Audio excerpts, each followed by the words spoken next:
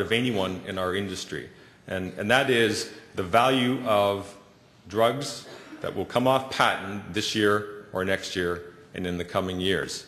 And the reason that this stops our hearts is because I've taken this from a Pangea presentation on the impact of loss of exclusivity in the rest of Canada, that is outside of Quebec, and it is very dramatic. So you combine this with the previous slide and you know that that's going to have a dramatic impact on our industry. Now the saving grace still remains in Quebec, where BAP15 provides us some protection in life after exclusivity. But there's a number of other things that are changing that will reshape that dramatic drop, that cliff that we see post-LOE.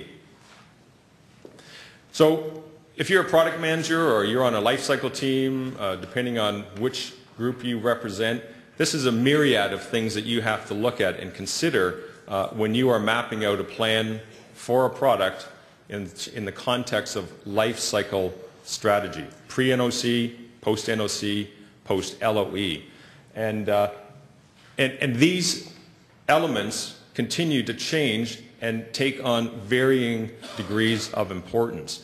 You look at alternate channel marketing. You talk about post-LOE strategies where you're forming alliances with generic companies, or you're providing line extensions, or you're actually negotiating now transactionally with the provincial drug plans on a product that is genericized, and there's a number of cases where the brand name product is winning and getting listings. Internet, social media, all these play a role in how you promote and communicate the value of your product and deploy your resources. I'll drill down one, and I'm not an expert on this, but the folks at Pangea are. Varying channels of marketing, looking at home care, retail pharmacy, long-term care, hospitals, specialty. What role do these play in your product and at what stage in the life cycle? And the different stakeholder groups across the middle that are impacted by this. And if you drill down, as an example, long-term care facilities where traditionally we don't spend a lot of time or effort or focus are growing in significant importance in terms of where patients are and where decisions are made for what products patients go on.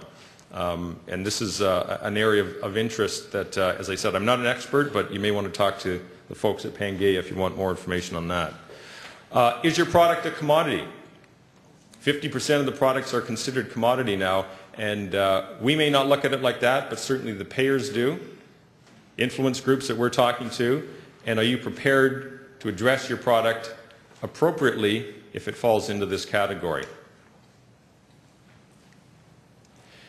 I'm going to skip over this because I need 15 minutes to describe this and I don't have enough time. So, when you're looking at resource allocation, you need to start very, very early in the life cycle strategy planning. Are you post-NOC, pre-NOC, post-NOC, or post-LOE? Are you looking at the changing landscape for the stakeholders and the influencers and applying resources accordingly? It was refreshing to hear the talk earlier on deployment of MSLs or MLs, depending on what you call them in your company. We quite often, when you get a listing on a product or a formulary approval in our industry, throw at random additional sales forces against it, but we agonize over the addition of 1 or 2 or 3 MLs, which can play a significant role in the development of your brand. Investing too heavily in sales forces, I'm not anti-Salesforce, I don't want you to take that message away. I just want to make sure that we look at traditional means of deploying resources and make sure that we are looking at the right influencers and levers and applying the appropriate scrutiny to those as well. Other market channels I talked about, and I think most importantly, there is life after LOE for brands, and it can be very profitable. Our old model, the foundation in which it sits on, is eroding rapidly, and I think we need to pay attention to that. What does the future hold? Well, there's a definition of insanity, continuing to do the same thing and expect different results. This is my representation of insanity. I think we're navel-gazing if we continue to do things the same way and not make changes. Thank you very much.